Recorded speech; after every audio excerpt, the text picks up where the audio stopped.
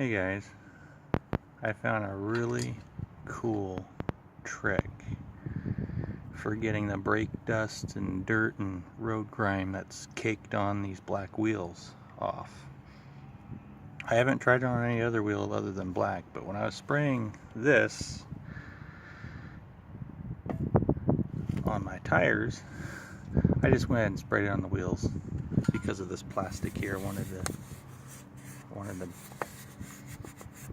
to have it soak into the plastic and bring out the black. Well, I also discovered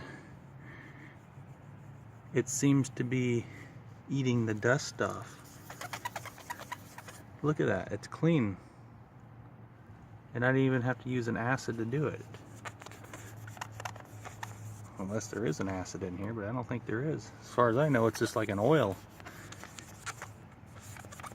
But I went ahead and let it sit on here for a few hours, and it's coming off like nothing. I can't believe it works, but it's right down to brand new, right down to the paint. Doesn't look like the camera's picking it up very good, but I assure you it looks awesome.